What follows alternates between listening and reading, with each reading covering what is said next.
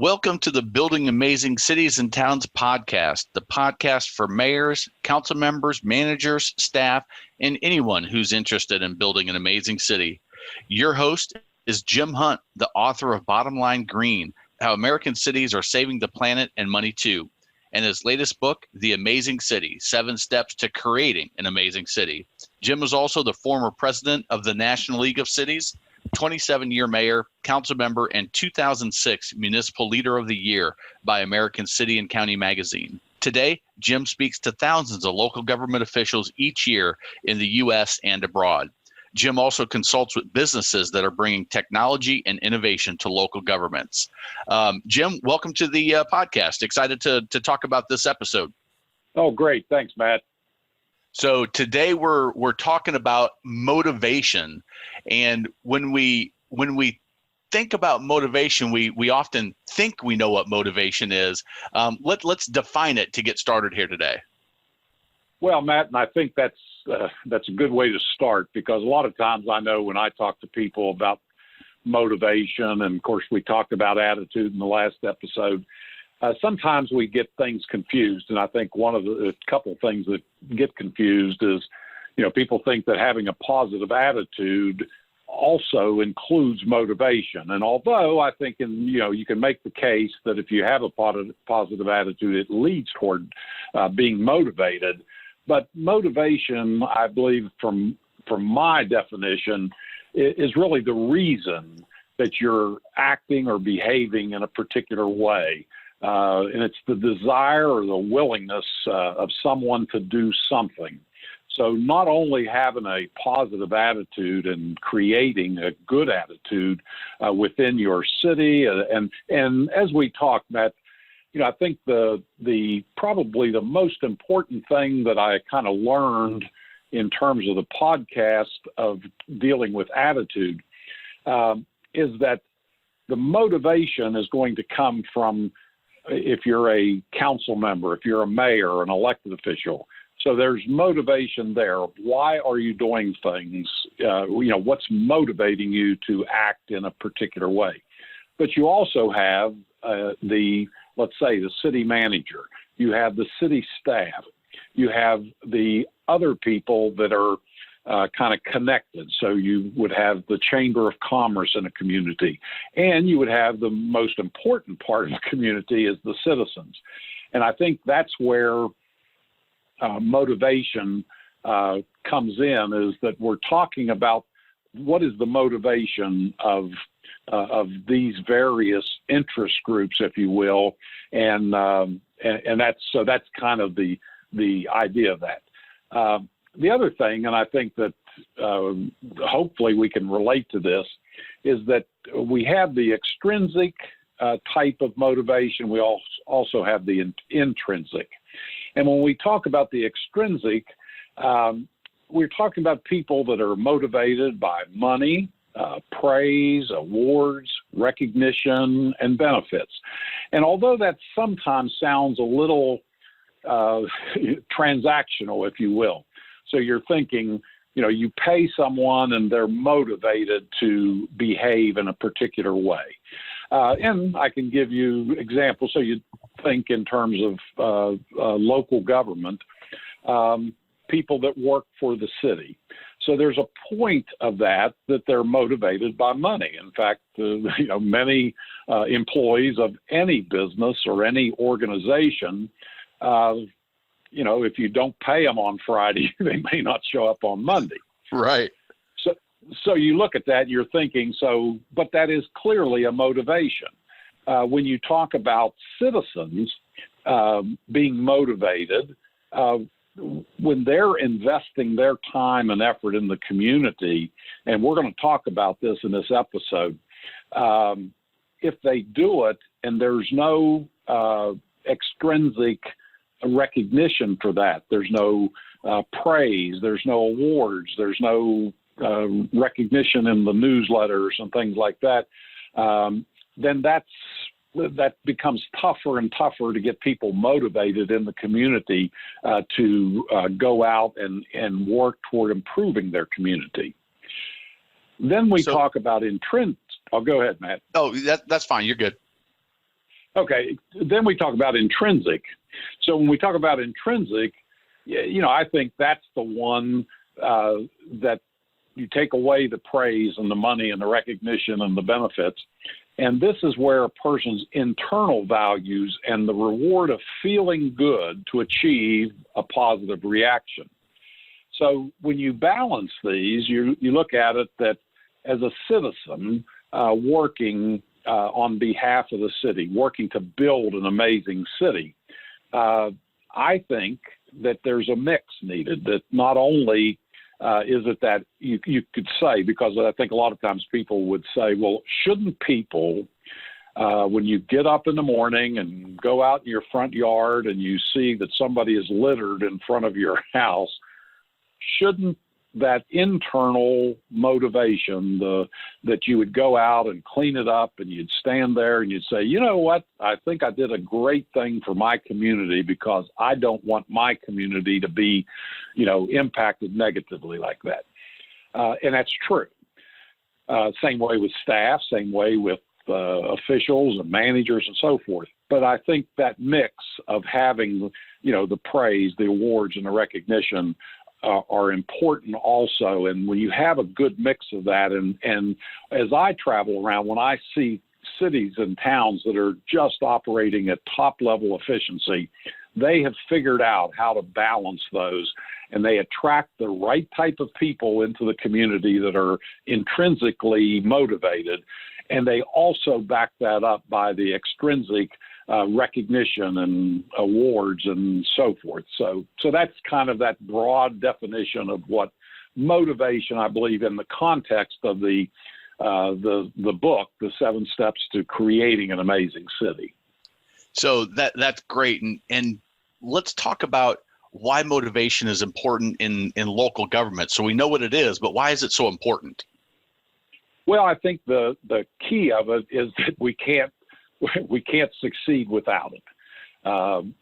The focus in communities, I'm thinking right now of one of the cities, and I won't mention it yet because I'm going to, the mayor is going to be one of our guests, and it's going to be just probably as dynamic a show as we can get. But I'm thinking of this city, and I'm visualizing. I've been there many times. I'm a good friend of the mayor. I know several of the council people. I know several of the staff members and some of the people that are involved in the community.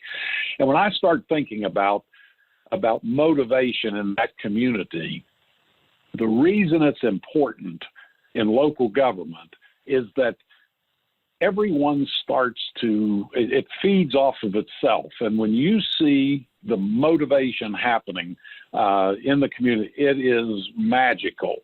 And one person, and sometimes it's almost a mystery as to how it spreads out, and it'll actually reach the far reaches of the community, where there'll be a group of high school kids that suddenly get motivated to join a cleanup group or a neighborhood association or things of this sort. So I think that in local government, because of as we talked, the various groups, the various interest groups, motivation is something that let's say if the elected leadership of a community is not motivated, and the citizens are motivated, unfortunately, sometimes they become motivated to remove the elected officials in the community. Right. So I think in local government, if you're looking at it as creating an amazing city, you're looking at pulling that motivation together and making sure that you're doing the right things to get people motivated. So that's excellent. And I know you have a background in the business world, obviously, right now. You've been in the nonprofit world and still, that's part of your life and given volunteer time. And you're obviously in the world of local government. Is motivation different in the local government arena than it is in say, the private sector or the nonprofit world?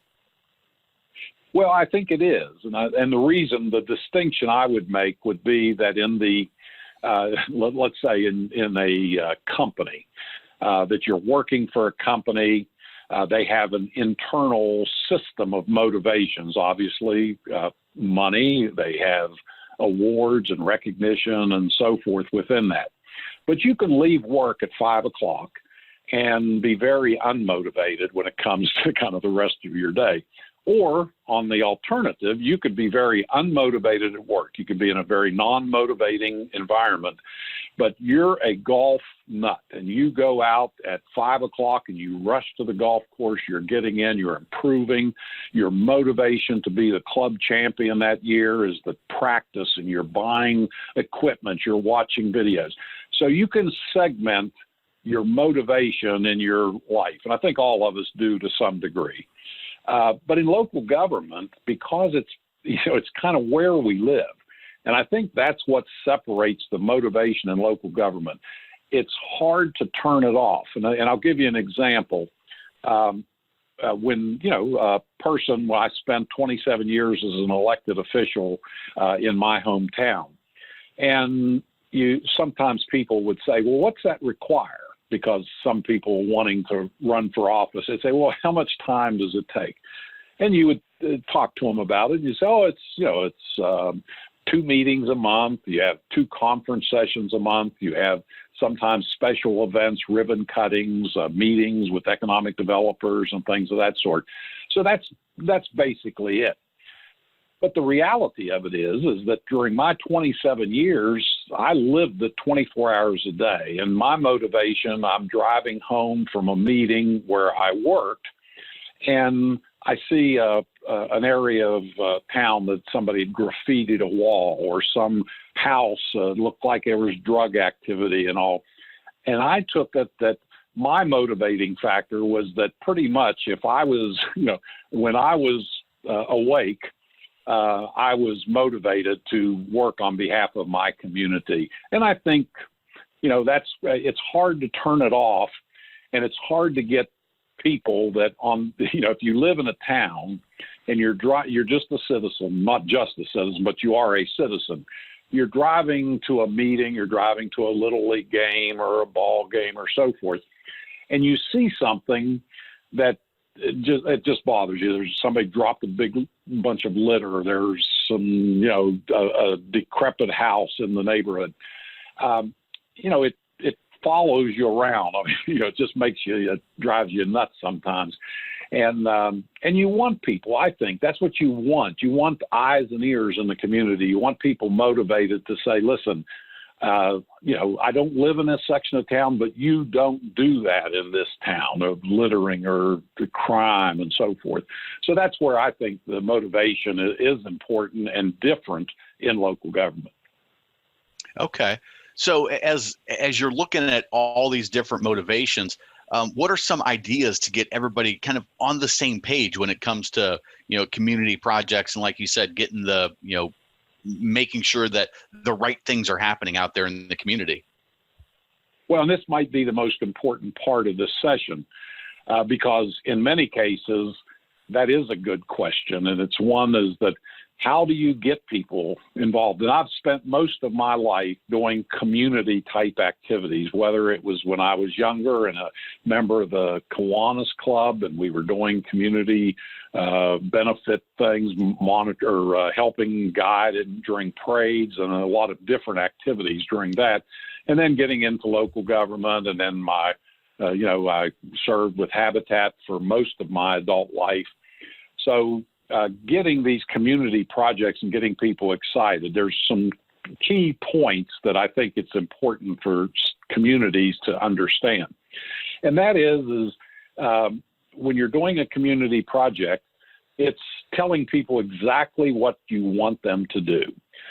Sometimes we are too broad and we're asking. So if we're wanting to get a group of people to do a community cleanup, and I've done hundreds of them, you just don't bring a group of people together and just say, "Well, you know what to do, do it."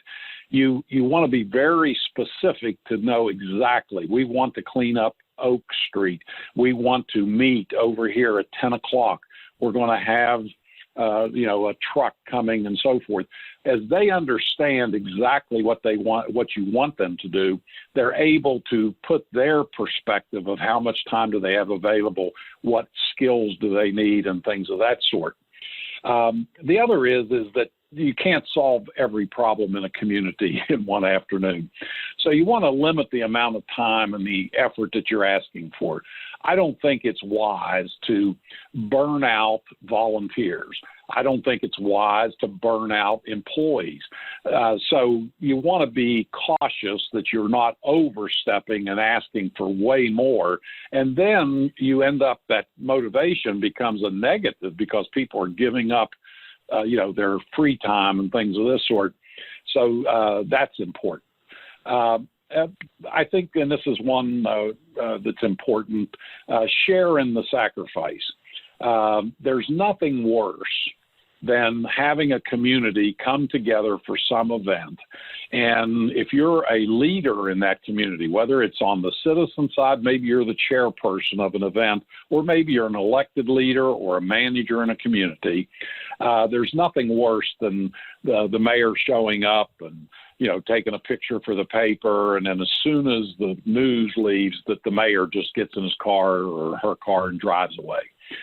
And so many times I've seen the value that little kids, Boy Scouts, Girl Scouts, people in the community, they like to interact with the city officials, with the city staff, and they connect there and they make those bonds. So if you're sharing in that activity, you're going to find that the public and the volunteers really want to be there and will really give their best. And you want to provide, I believe, the reasons of why you're doing something. And the examples, and these are, there's many different types of examples, but I'm going to, I go to the ones that are fairly common, I think everyone understands. So when you look at graffiti, in some communities you go in and everything is graffiti. That's just more graffiti than you could shake a stick at.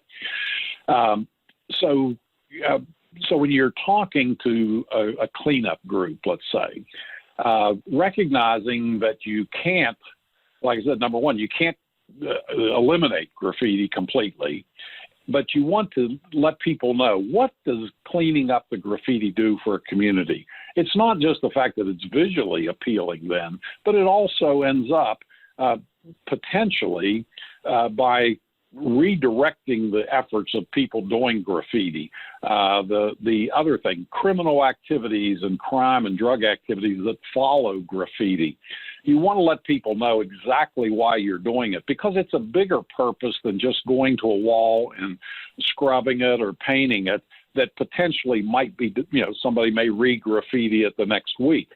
So you want to give them multiple reasons of why they're doing it and paint a bigger vision for it, so that you're not just doing little things. Like somebody would ask you, what did you do Saturday? I heard you were volunteering. Some people would say, we painted a wall or we swept a sidewalk. Not very impressive. But when you say I'm reinventing or we're creating an amazing city and I'm part of that, I think you see that people could get behind that and they want to be a part of a successful venture. So that's a broad answer to your question, Matt, but I think a very important one. Yeah, that's fantastic. That's fantastic. And I know in the book, Jim, you talk about celebrating small victories. Tell us a little bit more about what that means and maybe give some examples. I think celebrating small victories, and that's when we're talking, it's impossible, like we said, to eliminate graffiti. It's impossible to clean up all the trash in a community. It's impossible to get rid of all the dilapidated properties. But here's something that's so successful that's why I highlighted it in the book, and I also speak about this when I go around the country. And that is that, as a local government, you have so much capacity to celebrate small victories. You have a meeting or two meetings or three meetings every month So you have these opportunities to recognize community volunteers. You can have the volunteer of the month. You can have a youth group that you print up some certificates and you talk about their efforts on Saturday, November the 5th or whatever. And what happens when you celebrate small victories, then we go back, Matt, to the beginning of this, defining the motivation. The small victories continue to feed your volunteer base, your staff, and it continues that they know they're part of a big effort, but you're also taking time to celebrate those little steps along the way, because it's very difficult when you start, kind of, they say the best way to eat an elephant, it's impossible, but then a person says, yes, but you do it one bite at a time. And I think that's what Small Victories does. It gives people a good feeling. It motivates them. And it also, when you come home, and I used to do this all the time, Matt, we would do certificates and for youth and for community groups. And when we would recognize people, they got their picture in the paper, which plays into that extrinsic motivation. Their neighbors would see them on Facebook or different pictures and things. And it was really encouraging, and people would, they fed off of that, and then more people came to the next event. So celebrating small victories, I think, is as important as anything you can do. Yeah, absolutely. That definitely helps with the attitude, as we talked in the last podcast, and really fits into the motivation as well. Now, let's talk about reality of what actually happens in local government. It seems that there's always some type of crisis that pops up. And how do you continue to motivate your staff, citizens, when they're being pulled away from their regular day-to-day to whatever the crisis of the moment is? Oh, and Matt, you hit it on the head for local governments, and anyone that's listening that's involved in a local government or actually who live in a community recognizes that crisis is a common occurrence in many local governments. It might be that maybe a roadway is closed for repair. It might be that a bridge is out. It may be that it snowed 3 feet. It may be that, all of these different things that can happen. Could be in terms of a criminal activity, some tragic crime was committed. So what happens in local government, and I've dealt with this, I dealt with it the entire 27 years that I was in local government. I think it was about my third meeting, we lost the largest employer in our community. And then about my 8th meeting, we had a catastrophic flood. It was in 1985. And I have to tell you, whatever my original motivation was to get into local government back in 1985, I was, toward the end of the year there, I was thinking, this is impossible. How do you put into play a program of cleaning up a community when you're cleaning up from a flood? How do you, start encouraging volunteer groups when some neighborhood was just had 3 homes broke into and drug activity and things of this sort? But I think there are ways. I think that, number one, you have to acknowledge that crisis occurs, that unexpected things come up. And we're going to talk about this a little bit more down the road, but planning and having an adjustable plan, but a plan is crucial. If you don't have, if you're just wandering aimlessly, doing good work, but just wandering around the community, then crisis will divert you and you may not get back to it. But if you have a plan, you've committed to do certain things by a certain time, you've identified areas of town where you're going to be working, or identified, let's say, buildings that you're going to address. The crisis is then only pause what you're doing maybe, or it doesn't involve everyone. And I think sometimes we miss that, is that even when there's let's say a fire in one end of town and the entire fire department is there along with, part of your public works, the police are directing traffic and all. it doesn't mean that everyone's pulled away. So, it's kind of recognizing this is the norm of local government. This is the norm, that there are these diverting things that come up. And I think that there's recognizing that and then revisiting your plan on a regular basis. If you're behind of what your goals that you've set, that you haven't, let's say, when I was doing my work in this college neighborhood, I came into the job and there was 125 big dumpsters that every one of them had been graffitied and burned. So when I looked at it, it looked like a war zone. And honest to goodness, I knew there was no possible way that I was going to be able to address that if I kept thinking of 125 dumpsters. So we started and we did 5 dumpsters and painted them and got them looking good. And then we had an event and we did more and more and more. And eventually we ended up with every one of them completely repainted. They had a logo on it and so forth. But we also recognized that during that period, there were other dumpsters being burned. We would paint one and somebody burn it. And it taught me one of the biggest lessons in local government is that if you're persistent, you will outdo the most adamant person of destroying your community. And that's hard for people to understand. And it's hard to be motivated when someone is literally just tearing down stuff the day you put it up. But I have to say, the criminal class or the folks that do all of this destruction in our cities and towns, they are not as persistent as what a motivated volunteer, a motivated staff person can be. So I used to take it as my commitment that there would be places where you might see a dumpster fire on a daily basis almost, and we almost had that exact situation. And I made it my point that I was motivated that I was not going to be outdone by someone who was burning stuff illegally. So every time I'd drive through this back alley, I would see the dumpster burnt. I would go to my office, and if I had to do it myself, I would get the paintbrush and I would put my stuff on the back burner and go out and paint the dumpster myself, or I would get a couple volunteers. And eventually we ended up outlasting the person who was doing it. And but it does work, but you have to be persistent on that.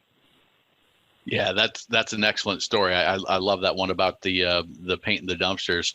So it looks like, Jim, that we're getting to the end of our time here today.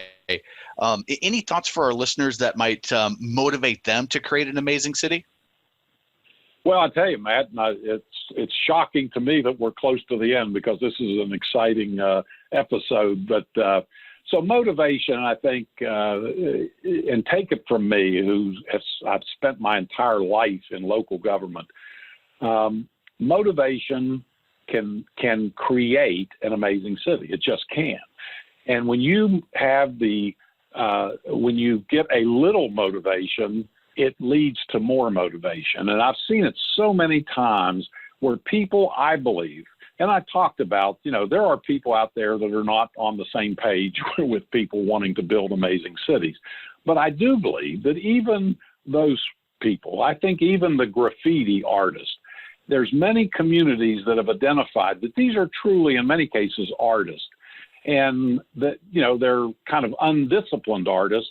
But when you refocus and motivate them and say, listen, we have an area of town and we're going to do a project on inclusiveness, or we're going to do one on, some art type competition, and we're going to recognize the best graffiti that's done on a designated place. What you'll find is with the same things we talked about. When you're recognizing, good behavior and de-emphasizing bad behavior, that motivates communities. And I've seen it just day and night, that you have people out there that were previously not your supporters. They weren't the people building an amazing city, but they started to recognize that we're living now, that they're looking at it like it's so nice. I don't want it to be destroyed.